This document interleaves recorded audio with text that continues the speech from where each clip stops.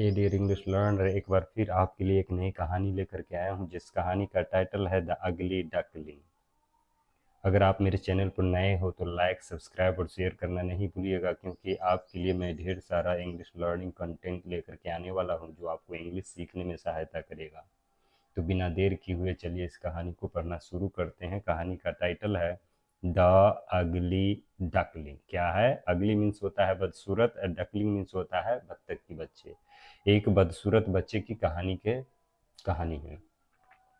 Once यानी एक बार, mother duck sat on her eggs to hatch. क्या थी? मदर डक बैठी हुई थी, सैट मीन्स बैठी हुई थी, on her eggs to hatch, वो अपने अंडे को फोड़ने के लिए, अंडे में से बच्चा निकालने के लिए बैठी हुई थी।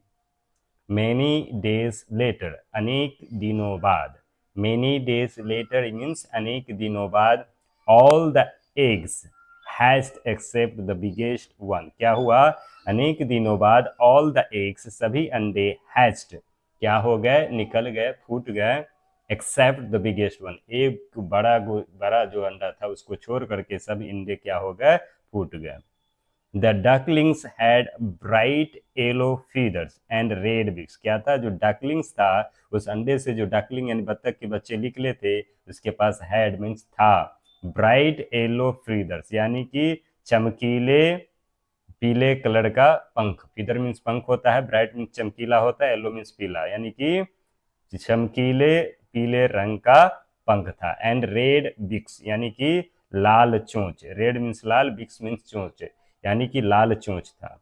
आफ्टर सम डेज यानी कुछ दिनों बाद, आफ्टर सम डेज यानी कुछ दिनों बाद, एन अगली एक बदसूरत, strange duckling hatched from the large egg, जो बचा हुआ था एक बड़ा अंडा, उससे क्या होगा? स्ट्रेंज विचित्र, डकलिंग यानी कि बत्तख के बच्चे, हैच्ड निकला यानी फूट करके निकला, फ्रॉम द लार्ज एग, वो एक बड़े अंडे से हैच्ड हुआ। कौन सा? एक बदसूरत डकलिंग। यहाँ पिक्चर में आप देखिए, ये बदसूरत डकलिंग यानी बत्तख के बच्चे निकले।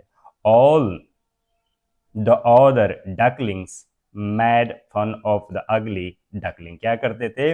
ऑल द अदर डकलिंग, सभी दूसरे बत्तख के बच्चे, मैड फन उसे मजाक उड़ाती थी, ऑफ द अगली डकलिंग। किसको? ये बदसूरत जो डकलिंग है, इसको ये सभी मिल करके उसका मजाक उड़ाती थी। This made the duckling sad. क्या करती थी? यह जो मजाक उड़ाती थी उसको क्या लगता था? डकलिंग को उदास कर देती थी। किसी को भी बुरा लगेगा अगर मजाक उड़ाया जाए तो। His brothers and sister also refused to play with him. क्या करती थी? इसकी भाई, उसका भाई और बहन, also refused, उस भाई बहन जो है also refused, क्या करते थे? भी इनकार करते थे, to play with, खेलने के लिए, with him, उसके साथ जो उसका भाई बहन भी था वो भी इनकार करता था खेलने के लिए। फाइनली मीन्स होता है अंत में। he decided to move to the another place। क्या किया? he decided, वह निर्णय लिए, to move यानी जाने के लिए, वहां से हट करके, टू अनदर प्लेस, एक दूसरे स्थान पर जाने के लिए निर्णय ले लिया, क्योंकि उसे वह जो अदर डकलिंग थी वह उसे क्या कर रही थी? मजाक उड़ा रही थी। सो इसीलिए ही फ्ल्यू अवे, फ्लाई मीन्स होता है उड़ना, फ्ल्यू मानी उड़ गई, ही फ्ल्यू अवे यानी उड़ करके भाग गई। And reached A frozen lake, और कहाँ पहुंच गई? एक जमे हुए जो लेक था यानी कि तालाब था, वहां का पानी जमा हुआ तो उस लेक में पहुंच गई, तालाब में। As he sat near the lake, जैसे ही वह सैट यानी बैठी, सिट मीन्स बैठना, सैट मानी बैठी, नियर द लेक वो तालाब के किनारे, a peasant passing by rescued him and took him to lake full of swans. क्या किया?